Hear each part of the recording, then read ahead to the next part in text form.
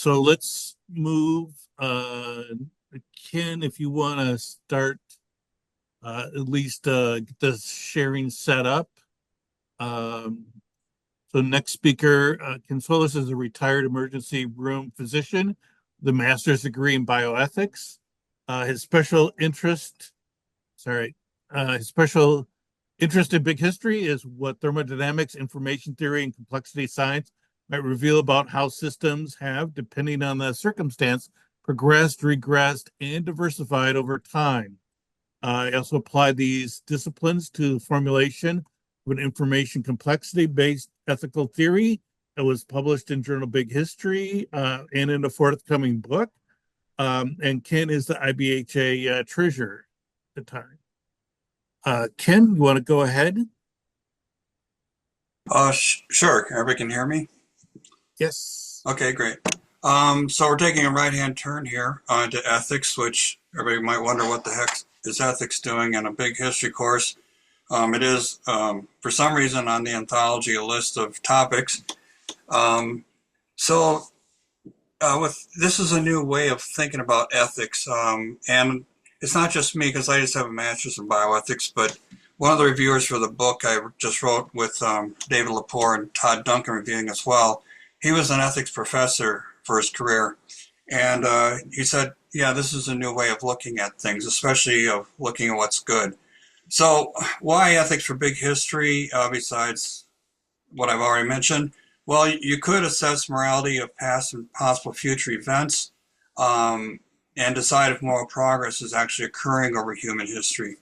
As one example, slavery. I saw a recent thing on slavery on YouTube, and he said that actually first of all, you see that slavery occurred, and we know it's not ethical. But there's 50 million slaves today, and the biggest, as far as percentage of slavery actually occurred with the Mali Empire in Africa, which was Islamic at the time. So anyway, it's a worldwide phenomenon, unfortunately. So we know it's not right now, but it's still occurring. There's different types of ethical theories you might have already heard about. Utilitarianism, which is often stated as the greatest good for the greatest number. Deontology, which is rule-based. I'm not crazy about it, except that it promotes the respect for autonomy for each individual. Virtue ethics from Aristotle, essentially improve yourself so that everything can flourish, especially people and your city-state. Oh, sorry, I'm not sure why it's happening. And social contract theories, which is how to best design a human society. And there's many other different ethical theories as well. Some that are based on information. And one thing about information-based theories is it becomes automatically non-anthropocentric. And it even goes beyond ecosystems, which things like Aldo Leopold's land ethic and Jainism, worried about all life, are broader than the Western traditions are.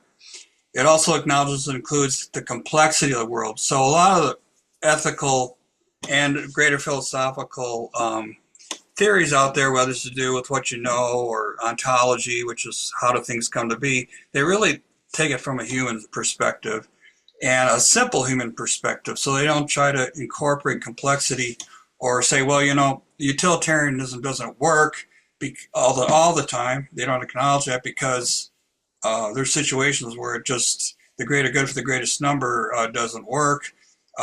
We don't say, one person can provide, save 10 lives if we just harvest their organs, for example. I can go on and on.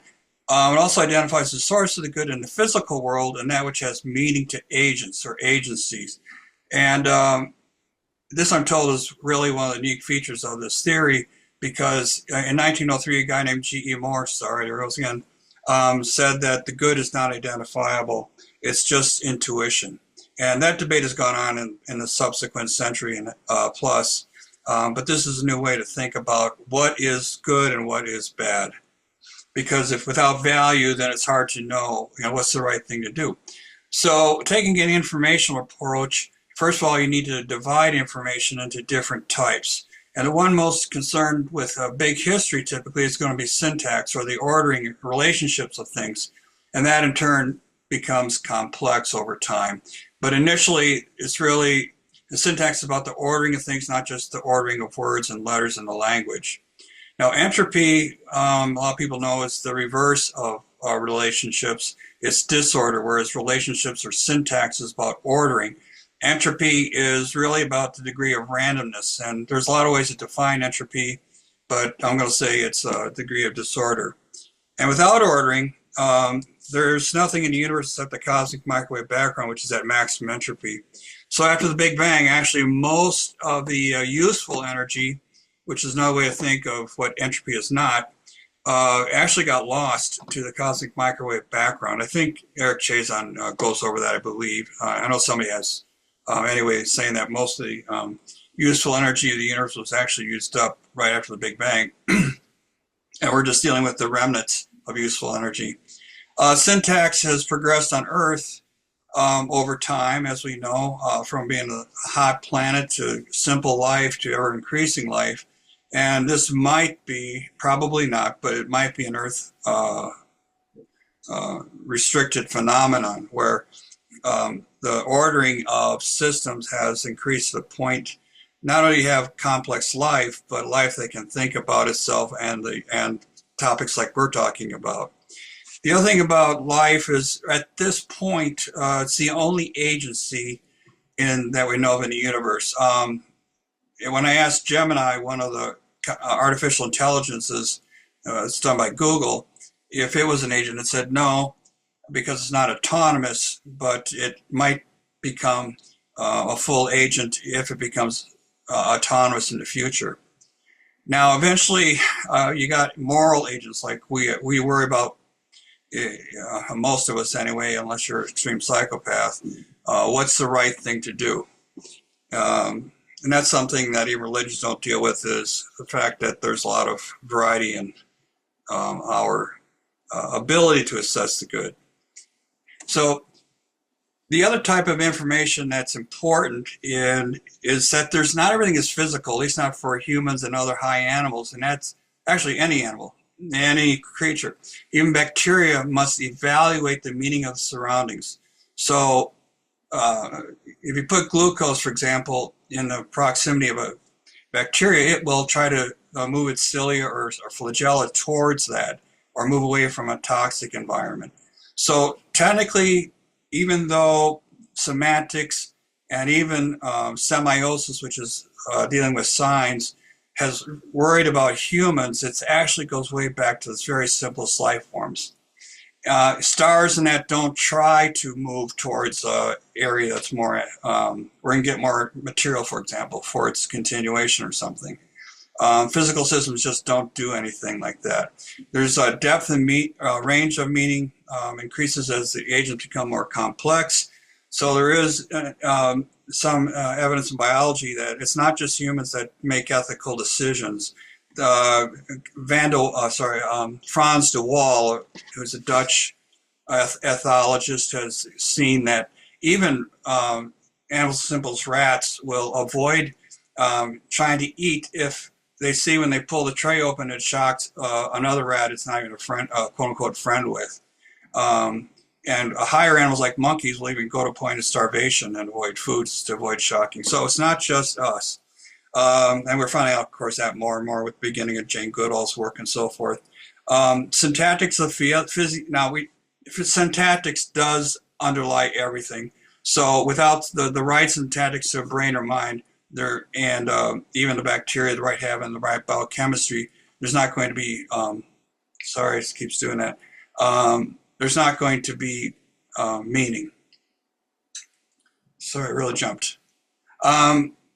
So things with meaning to agents, the other thing about it is it's not dependent on its degree of syntactics. So something very simple like oxygen or water is very simple, but it has high meaning to agents, so it can have high value.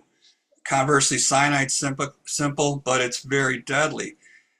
So it doesn't have to be the complexity of your spouse or society that has meaning and measures the degree of meaning. It's separate from that. The other thing that's unique about semantics is that it can have positive or negative value. So we saw, glucose positive as a food source, but negative, cyanide would be negative. Also, abstractions have meaning to humans and perhaps a few animals, and abstractions have no syntactics in the physical world. So, for example, when I look at our national flag, it's just a piece of cloth with a peculiar piece of pattern. But abstractly, we assign a lot of different meanings to that piece of cloth. So that's something humans are unique about. We do know chimps war at each other, and even they've been seen to war against gorillas, but they don't wave a flag. There isn't a chimp with a blue flag and another chimp tribe with a red flag. So as you get more and more syntactically complex with informational processing, you get these other phenomena that occur. A subset of semantics is surprise information. And if you're familiar with Claude Shannon, he's 1948, he came up with the mathematical theory of communication, which really revolutionized information because he showed that it was a physical, it's not just sharing knowledge, it's not just this will-o-wisp of something in the air, but that from an engineering standpoint, you worried what you were transmitting, not the meaning of it. But still, and he also defined information as that which reduces uncertainty. So, for example, an alarm in your house, it doesn't go off vast majority of the time, but when it does go off, it's surprising. It reduces your uncertainty about somebody breaking into your house or a fire going, depending on the type of alarm. And the surprise of the alarm going off is much larger. It's measured in bits, which is a logarithm. And so the surprise of the alarm going off is much greater than when it's silent. Because even the place is broken in the most often, the alarm is silent a great amount of time. Now, translating surprise is also a measure of the degree of rarity of things. So if you ran into a Javan rhinoceros, for example, there's only about 70 in the world, you'd be much more surprised than if you ran into another person, which were 6 billion, 7 billion, or something like that. It also it isn't just physical things. It also includes discoveries in any field of endeavor or life in general. So when you look out the window, your uncertainty is reduced as to what the weather's like. Is it sunny? Is it cloudy? But a big degree of surprise would be like Albert Einstein imagining how time-space works together with general relativity. So that was a discovery with many implications. It was a big surprise because it got away from ether and space and, again, changed our conception of time, that time can slow down and so forth.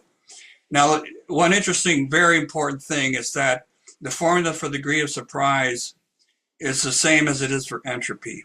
And it's not just a coincidence. There's a deep physical rooted ontology to the fact that information and entropy are the reverse of each other. And in fact, it gets confusing when you read about entropy and information, because a lot of times people will just call information, they'll call it Shannon entropy, they'll call it negative entropy, or they'll just call it entropy, because they're both sides of the same coin. And if we have time at the end, I'll show you how they're related with a simple diagram that actually David helped me come up with. Now, systems can become, again, syntactically rich enough and dynamic that dynamism is also important to become complex. And there's about 12 key characteristics, which we don't have time to go through with a complex system. Complexity is not easily defined, it has to be characterized.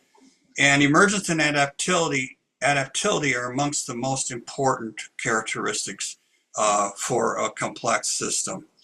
Emergence means that something unexpected occurs because of the particular arrangement and number of its constituents. So if you take 100 army ants and put them together on a plate or on a jungle floor, all they do is walk around in circles till they die. You put 10,000 army ants together, and all of a sudden you got them making predation, making nests, doing predation, creating bridges, and all the amazing things that army ants can do. So you don't expect it from an ant, a single ant, but an army ants together does amazing things. The same thing with neurons versus brains. Agents of life are complex adaptive systems. So at this point, life and our associated systems are the only thing we know that are complex and adaptive. So that includes things like the economy, the internet, and so forth. And what does all this have to do with ethics? So there's some key assertions to complex information theory. First, agents are that which act and not just react to natural forces. So we talked earlier about stars versus life. A good astrophysicist can figure out not everything so far, but a lot about how a star operates and comes to be. But with an agent, you can't predict what a person's going to do. The butterfly effect, or what a simple organism is going to do in a few minutes, and certainly as time goes, the cone of uncertainty increases. Also important for ethics is that agents in life are really both determined and are a major source of the good. Again, agentic artificial intelligence might qualify. I want to deal with that if that occurs. And Dave and I have written some counter proposals to Kurzweil's assertion that agency to artificial intelligence will soon occur. Also, agents are the only ones able to evaluate the world and also themselves, which means that they have intrinsic value. It's one of the questions in ethics and philosophy is what has intrinsic value. Usually it's cited as happiness or health or flourishing. But here I'm saying only agency has intrinsic value and everything else has value in turn to the agent. So, as I mentioned, agency in life gives value to things and therefore it's intrinsic value. And the value to the agent is due to its degree of complexity, its surprise. And that isn't always important. If you run across an unusual, perfectly spherical pebble, you might not think much of it. But if you run to a diamond, you might think otherwise. And then again, there's plus minus semantics or meaning. So if you ran into the Black Death strain, which of the bubonic plague, it would be a big surprise because it's believed to be extinct or extremely rare. The strain that's around right now doesn't kill people. But if the black strain does come out again, it causes immense damage, negative meaning to higher agencies like even rats and, of course, humans and human society. Now, I came up with two tenets or principles that I think we should strive for. So moral agents like us should strive to optimize information of the world and maximize good, and also avoid creating unnecessary entropies, which means avoid increasing unnecessary harms. Now, why should we optimize the good and avoid unnecessary increase in entropy? Well, the choice of the word optimize is carefully considered because there have been other theories, including the one by Luciano Floridi out of Oxford, who has the most developed information-based theory. And he says, essentially, remove entropy and avoid it. The thing is, you can't for a couple of reasons. Number one, complex systems like people, we exist between minimum and maximum entropy states. If we tried to reduce our entropy down to nothing, well, you're dead. And short of being dead, if I decrease the entropy of something like my tissue, I'd have a bad condition called scleroderma, which is essentially your tissue is being replaced by collagen. Or hypothermia would be a decrease in entropy, and that's not good. So dying with your temperature at 80 degrees or 70 degrees is not good.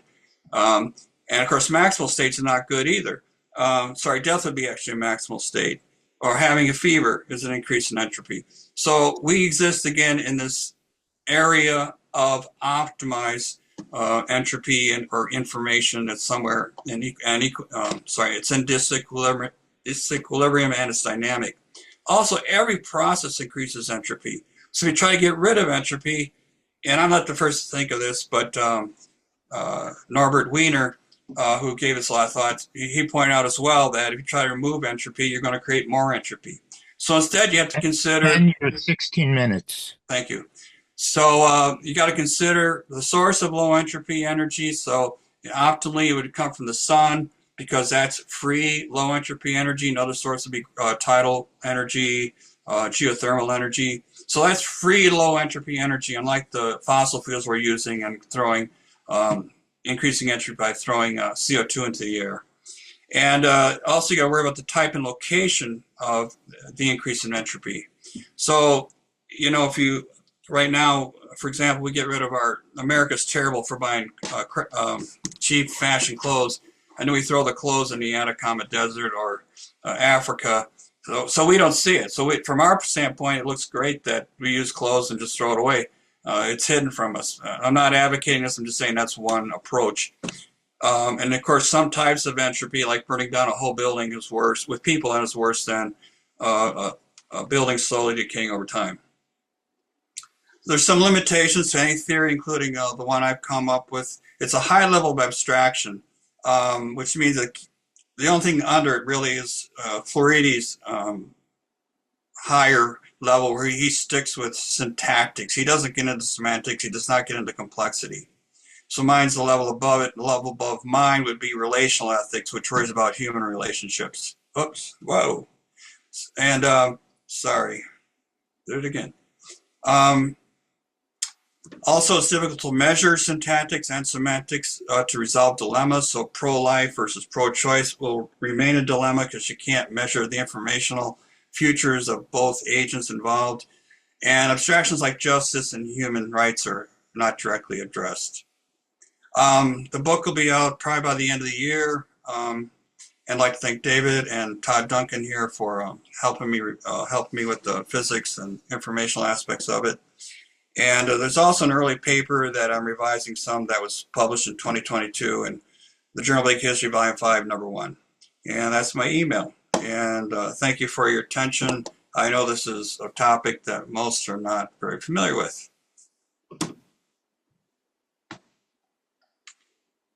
All right. Thank you very much, Ken. That's excellent. Did you want to unshare there? Unshare it? Yeah. Okay. Oh, sorry, I got it. I think. Good. Gerard? Unmute. Put my sound up, yes. Ken, thank you. I had some difficulty sort of summarizing for myself the end of your presentation, in the sense of what would you now advise as to be ethical behavior? Yeah, like I mentioned, it's at a high level of abstraction. So there's, even if you get into utilitarianism, it's still a couple steps removed to what's applied.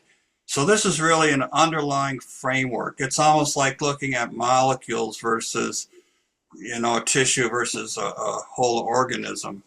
So it's a general framework, and it doesn't get into very often specific advice for actions outside of, you know, don't burn down a rainforest unnecessarily, because the rainforest is a complex informational structure that has high value to many other agencies, not just humans, but the organisms living there.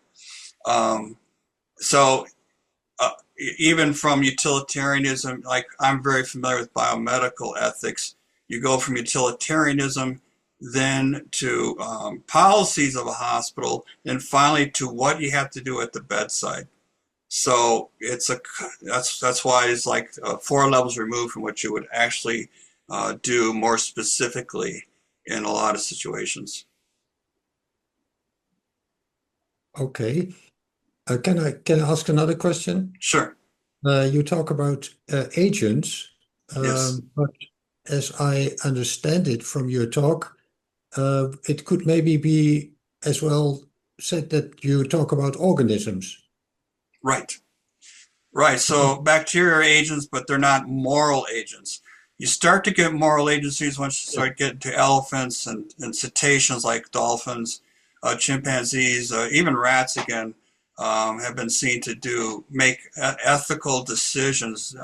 In other words, decisions based not just on their own good. So yes, agency, moral agency does not occur right away, although agency does. Yeah. And would you think it would be an evolutionary smart act to behave ethical? At least I always see that there are unethical behaviors in nature. I think Trump is actually one of them. But I agree. that's a short sidetrack. But like if there is something that can be used, nature will use it. No regrets when it's not ethical. Yes, there is actually, and I didn't have the time to read into it because, as you might know, if you write a book, it's write a sentence, read a paper, read a book, write a paragraph. But there is something called evolutionary ethics. So it's probably where social animals, especially, have evolutionary pressure to do ethical, what we would consider ethical type decision making, because you have to worry more than about your own good, your own immediate self-interest, because you have to worry about the interests of the greater society or clan or tribe that's or colony that you depend upon. So yes, whereas other animals would not. How do you deal with the free riders in an approach like that? Because they are very natural in appearance. Right. So parasites actually make up about 50% of the species on the planet. So yes, again, so parasite's not going to worry about the greater good typically of the organism it inhabits, although if it's too aggressive, of course, it'll kill the animal or plant or whatever, and therefore kill itself as well.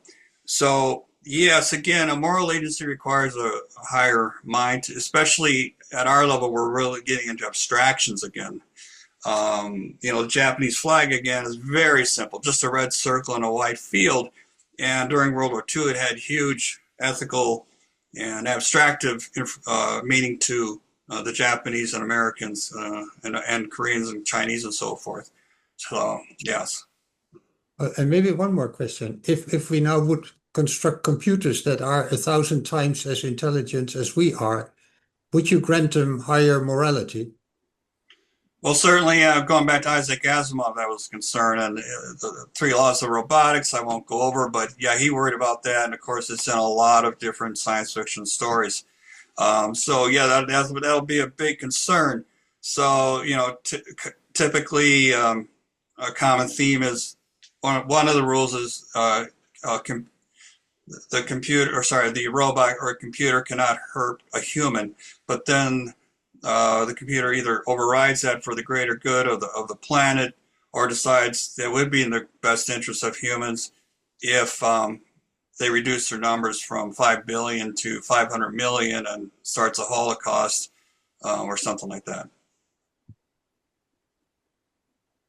Thank you. So Todd? Yeah, thanks, Ken. So the thought just occurred to me as you were talking about, how this is a nice general framework, and then sometimes it's hard to see how it applies in specific situations. And there's kind of a parallel to what we were talking about with big history overall, right? Where we have this general framework, and then we do like little big histories.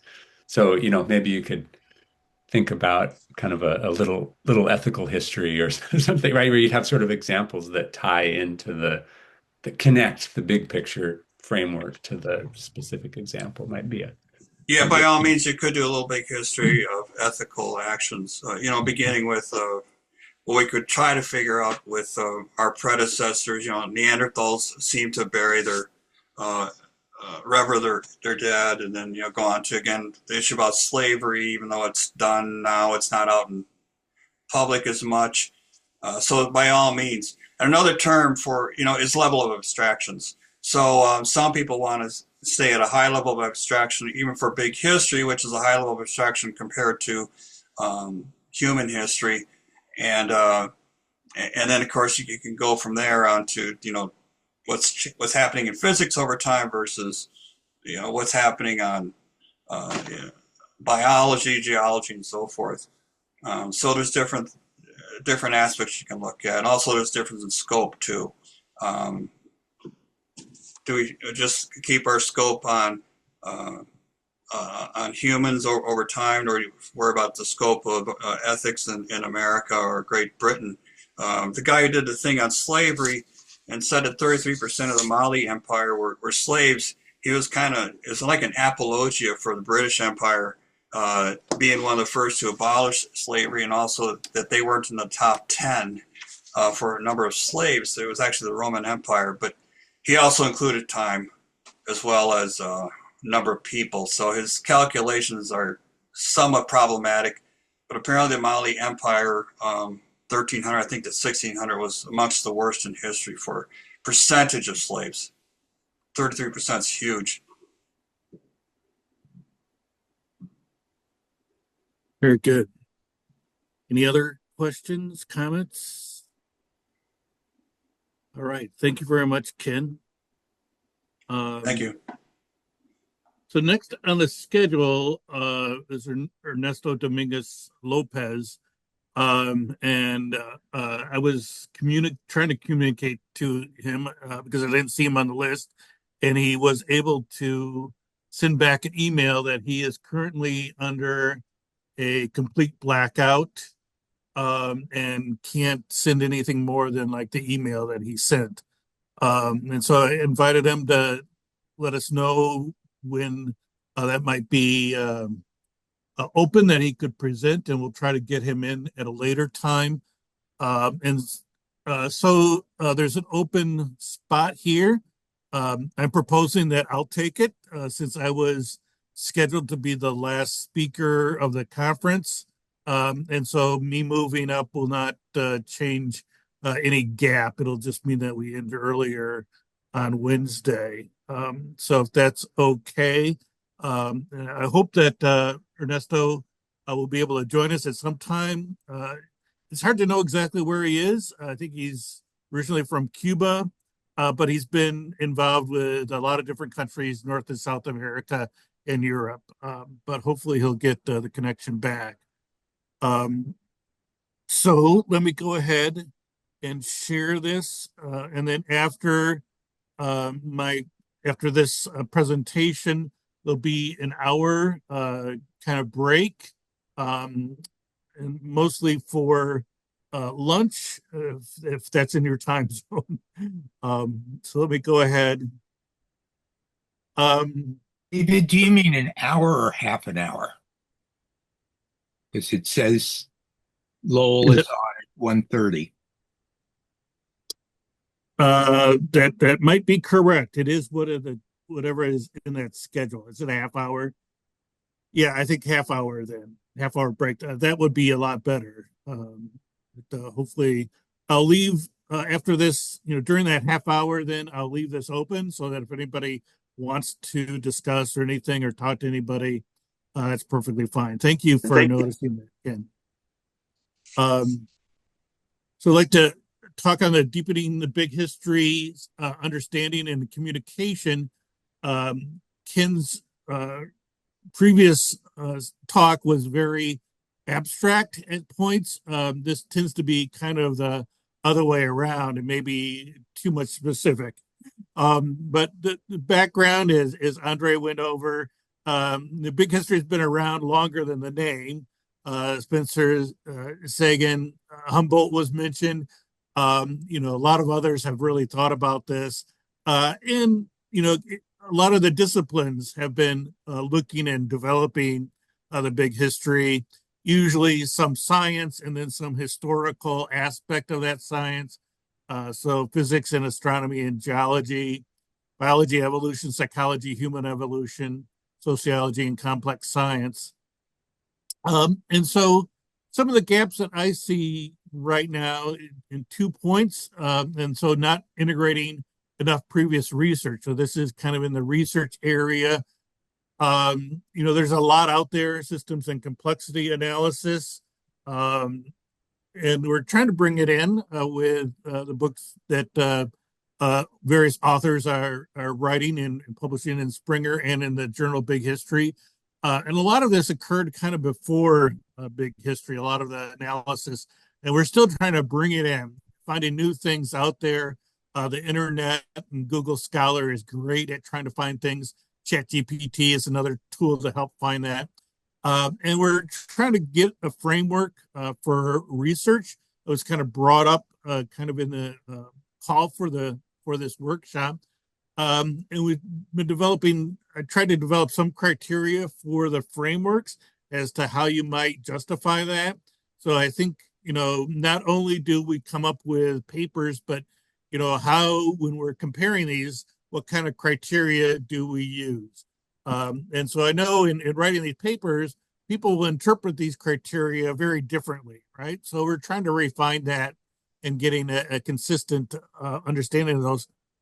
Also want to keep up with new views and refinements in terms of periodization. Every now and then, I think we hear people or see papers that come up with, wow, this is really accelerating. The pace of evolution is really accelerating. Isn't that really kind of neat? And then they have something, and it's like, yeah, okay, that is very interesting. But, we kind of, looked at some of this before, written on it a lot, kind of go beyond that, right? So how do we make sure that, people kind of keeping up with, what's kind of going on? And then in another aspect, that was the research area, another aspect is that we're not reaching out enough in terms of teaching community.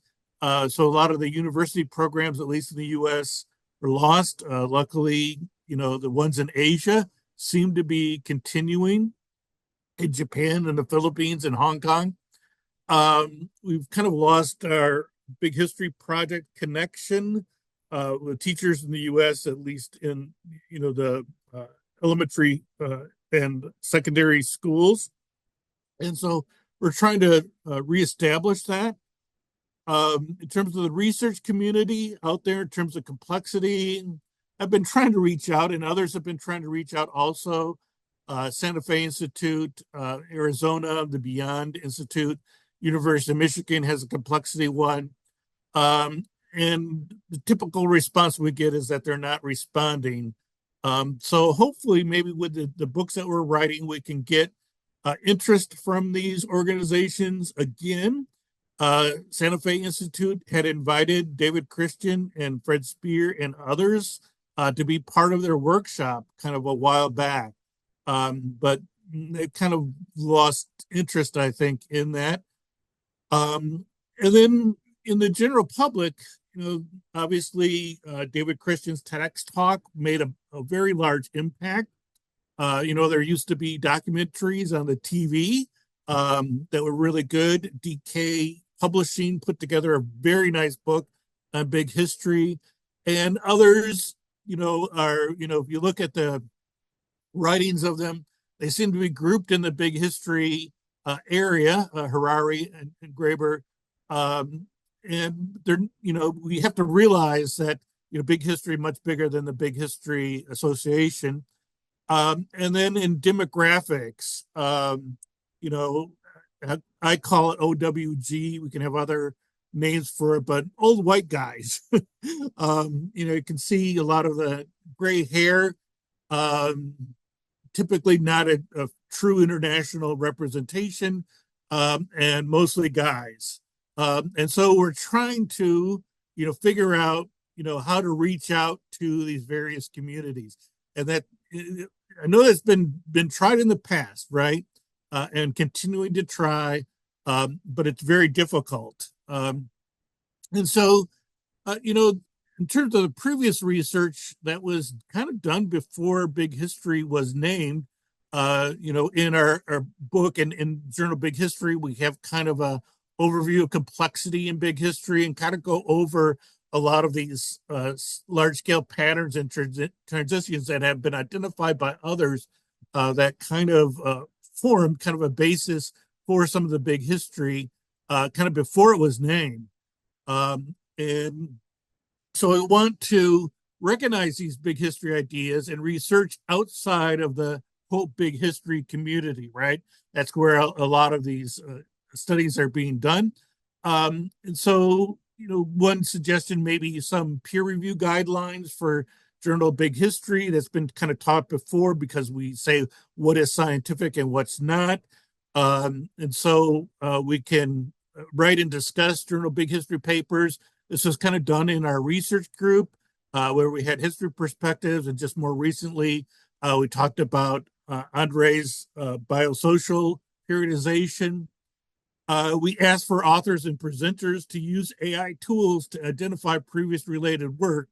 I know it's kind of controversial to use AI in writing, but I think just send your writing out there and see if AI can identify, some other areas that people have written on this before, and try to establish levels of extraction and criteria. And I have an example of that coming up. And then reestablish connections. It's tough to figure out exactly how to do that. So we're trying to do this following the IBHA capability, participate in other groups. We have some doing that, and communicate various, I'm sorry, communicate various ways of integrating into education. And definitely John and Alberto have talked about that. We need to figure out how to get that communicated out, things that work. So uncertainties and risk, we don't want to hinder new ideas, right? So it's this balance of figuring out, what is acceptable, where it's acceptable, how much qualifications do you have to put on something to be acceptable. I don't want to get caught up in naming conflicts, as regime, level, stage, eon, epoch, and so on. But we want to maybe come to some consensus, and we don't want to battle over discipline-specific topics, where people are really experts. So cosmic inflation, we want to have that discussed, but we don't necessarily do research in that area or make statements, about it. And then here's one of doing what level do we talk about? And so when our approximation takes in as a misunderstanding, this is one that I keep on going. So the Earth is approximately 5 billion years old within 10%, and the Earth is 4.54 billion years old. Which one do you think is more accurate and truthful? I would say it's the first. The best measurements are it's 4.54 billion years old, but that's it still has an error bar on it. And when we're talking about, in big history timeline, 5 billion years is kind of a good estimate to start with, comparing these things on these time scales that are huge. So when you say, oh, it's within a half a billion years, most people would say, oh, you're crazy. Half a billion years is very long, but not necessarily within the time scale we're looking. So we want to reestablish connections. What is the difference between member and follower? How do we approach consensus in big history? And this thing just keeps on getting in my way here. How do we offer discussion and supplemental materials to educators? So that was in the case with John. How do we reach out? Where do we reach out? And what do we share? And so we can disagree with previous conclusions or refine analysis, but should justify it. And so in the frameworks, I think we had a good discussion. We're still nowhere near a consensus, but that's okay. It might be the case that there's just multiple ways of looking at this periodization or frameworks.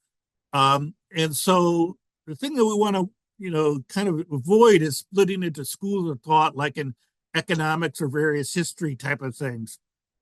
And so, recent research, we made some good progress of looking into things, bringing past research and applying it to new views and bring it into the big history kind of arena.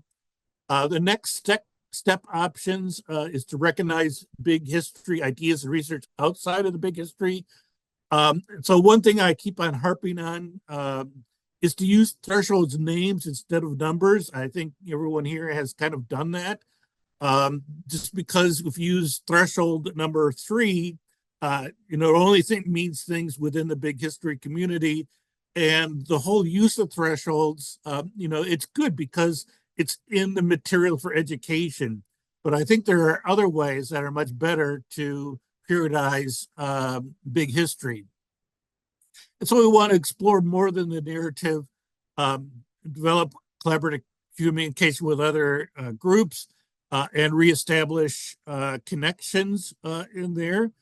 And so some of the key topics for research.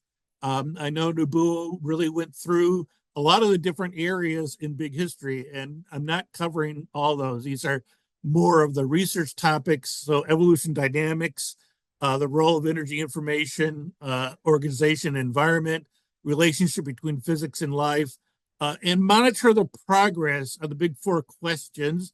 I don't think we're going to be doing fundamental research on them, but at least bring them in. What are the origins of the universe, life, consciousness, and fate of civilization? I think those questions might go on for a very long time, and they've been around for a very long time, right?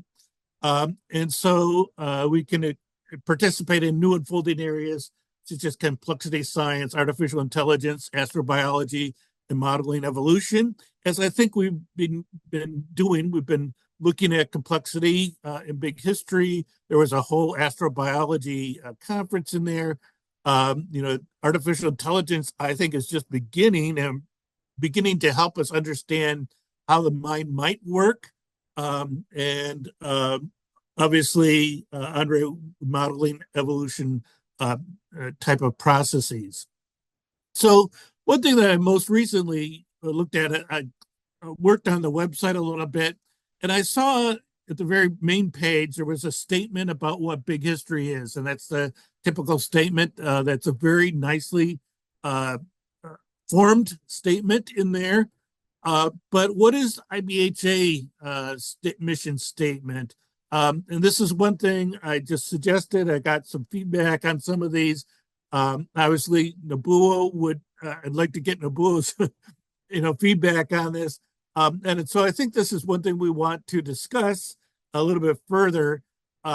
Maybe have something on there, because when I go to other websites of organizations somewhat tied to this long view, they usually do have some mission statement. And so this one is the three things, the exploration through dialogue and research, promote understanding through formal and informal educational settings. And the third one, apply insights from big history to help build a more just, sustainable, and flourishing world. And so, hopefully we can discuss this a little bit later and kind of think about this as we go through some of these talks that people have. How do we include that into a mission statement that's simple enough and that we get somewhat of a consensus on? I don't know what the history is, but I'm sure it was very contentious to have words written down about a mission statement for IBHA. And so that is the end of my talk here. And I'd like to open it up to comments and questions. So let me stop the share. And so would anybody like to comment or have questions on that? I guess I'll have a question.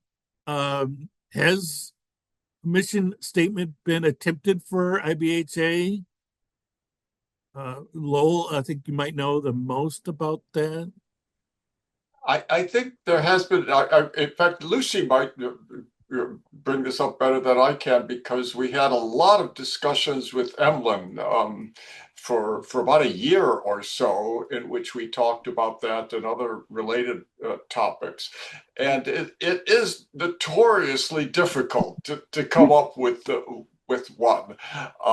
But it's still, it seems like we should be able to say what we're trying to achieve. So in principle, it makes sense. In practice, it's really hard, but it's worth the effort. Yeah, I think it'll be a while before. I also remember quite clearly that we spent about a year meeting almost every week, just developing this mission statement. It was developed. The first point is just to find that. I think that was quite a nice formula. It should be in the archives of IBHA. Yeah. But before developing a new statement, I insist on finding the older version. And yes. Perhaps, yes. Very good. Thank you. Did not know that. Ken? Yeah, I know Lowell didn't like this idea, but much he knows more about the world historians than I do. But it seems to me that the best extension would be big world history. Getting the world historians to be willing to extend further back in time. But you never know what's going to work. I mean, I've been involved in some other disciplines, and no matter how smart I might think I might be at something, something works that I totally don't anticipate. Of course, we see that with memes today. It's like, where in the hell did that come from? But anyway, yeah, to me, that's what makes the most sense. But if the and I do agree with Richard Feynman that, if you can't teach it to an undergrad, then you don't understand it. So hopefully with my ethical theory, I introduce entropy and other aspects of information on a level that anybody in college would understand, and not getting into differential equations and that. So it seems to me that we should be able to articulate the non-technical aspects of world history, like complexity and and other things on a level where historians would not be intimidated. So anyway, that's my thought. And I thank you for everything you're trying to do, that's for sure. Andre, did you have more comments? Yes, just regarding, no, I agree entirely about just establishing connections with the Santa Fe Institute, whose mission is very close to our mission. Just my suggestion, David, I think it was you who invited Peter Turchin to make a keynote at some of our previous conferences. So you have connections with him. No, definitely Peter Turchin, no, he is an external faculty of Santa Fe Institute. No, at least I would advise you to ask him for advice. Just whom to contact there. No, I think it's quite possible. And then just to address that person saying that you were advised by Peter Turchin. I would not ask this Peter Turchin myself, because he knows me not as a big historian, just in another capacity. So it would be better you would ask him about this. I think it's quite possible. All right, very good. Thank you, Andre. And Andre DeVink, I think? Yes, another Andre. I appreciate your talk, David. It's a very nice outline of many of the issues. I'm wondering if one of the critical problems with defining a mission statement is the phrase "big history." I mean, what exactly does that mean? It's pretty vague. And I come from a theoretical perspective. So all the questions you asked, to me, are questions of theory. So what is the or another way to say theory is what are our presuppositions? And in many of the talks today, which I found really fascinating, I was trying to listen to what many of the presuppositions are. And again, I think about theory in a very basic sense as radical Socratic questions. So, for example, with Ken's presentation, I would ask, how do you define value and how do you define meaning? And I'm wondering if at times we conflate those and confuse those terms, and that leads to a lot of confusion. Also, I'm wondering about how we also conflate and confuse the different histories of thinking about the theories of history. So, for example, the presuppositions, how we began with big history in terms of the notion of the narrative being driven by God or reason. And then that became mind in Hegel's version, which became the dialectic, which then finally we got to Darwin and evolution. But now we talk about process and structure and emergence and complexity and information. All those are radical presuppositions, and they're not easily reconciled in a grab bag that's called big history. So again, my perspective, of course, we all have our perspectives and our own theories. Mine is to go back to Darwin, but not to reduce evolutionary history to evolutionary biology because I think that leads to all kinds of problems. But to actually rethink what we mean by evolutionary history, what exactly is evolving, what exactly is driving that process, and that's what my paper is going to be about on Wednesday. But so I appreciate all of these talks, and David, I appreciate your outline of the questions. Right. Thank you. Yeah. Been discussing with various others, and the terms and definitions and meanings that we use requires a lot of work. And I know that I'm not the best at addressing those, and continually learn from others. Of course, as yeah. The problems with words that we use. Excellent. Thank you. Ken, do you want to say something? Yeah, just that, of course, with 15 minutes, 20 minutes, you barely have time to say anything. So, yeah, in the book, I do talk about the definition of value, for example. Because if nothing else, the professor who reviewed it said he didn't think any entity except humans conceived of value, which I think is, if you think about it very deeply, that's not the case. So yeah, I totally agree with Socrates. You got to begin every conversation with what your meaning, what the meaning of your terms and so forth. Just with the limited time we have here, I know we could all talk much longer about each individual topic. Even information, all that, and how fundamental entropy and information is important, because again, I mentioned you got to have a strong foundation for your epistemic arguments. And I didn't go into, for example, Todd Duncan's work in the fact that information is more fundamental than energy is for entropy. And there's research showing that. I don't have time to get into it, but yeah, it appears that how things are put together is actually more important than the energy that drives the systems. On a very fundamental level, and it's very coherent besides having a strong foundation. Yeah, excellent. Thank you very much. David? Yes. It's Juan. Can I say something? Yes, please go ahead.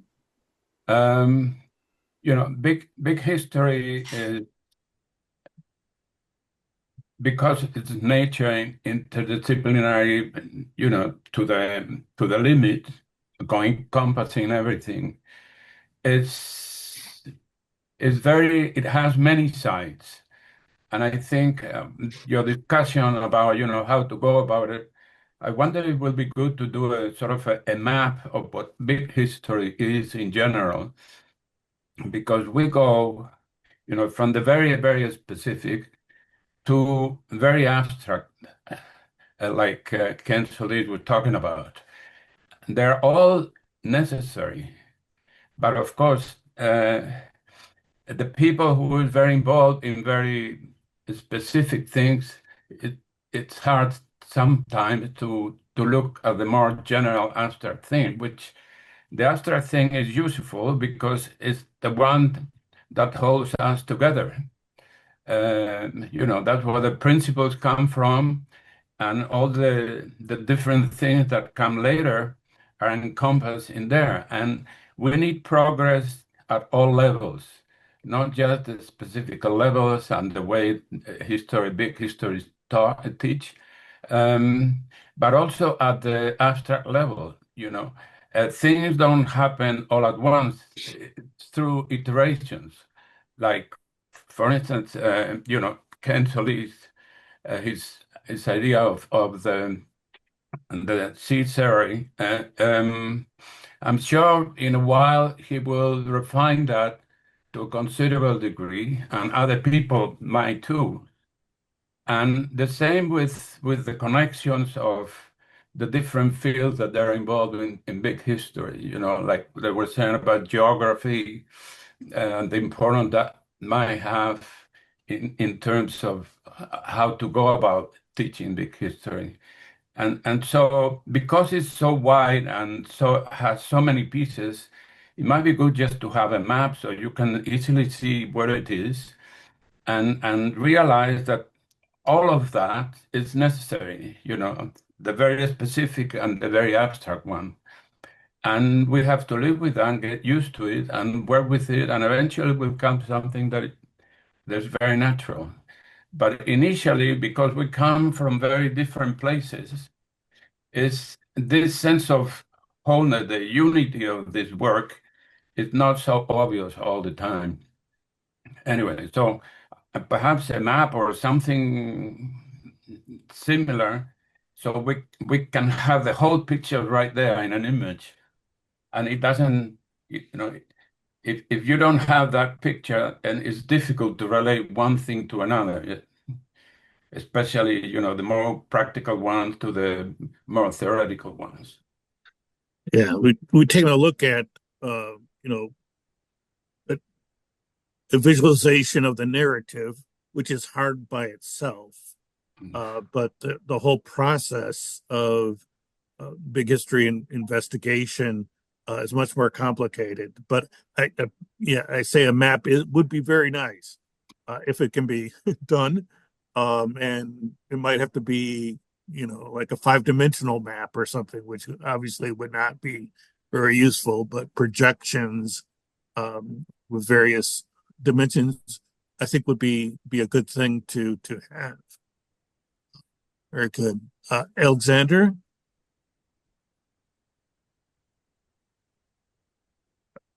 You want to unmute? Oh, hi everybody. Hi. Thanks, Dave. Thanks for your presentation. I found especially interesting that you have connected big history with astrobiology, which seems a very important subject to be considered for people working on big history. And I would add future studies as well, because as we know, big history and future studies are somewhat twins. What can be done in one side can be reversed for the other side. This is the point. Thank you. Excellent. Yeah, I should have included the future studies in there. That is definitely a point. So I think we'll take the break now. It's a half-hour break, but I'll leave this open. I'm going to get something to eat, but you can go ahead and talk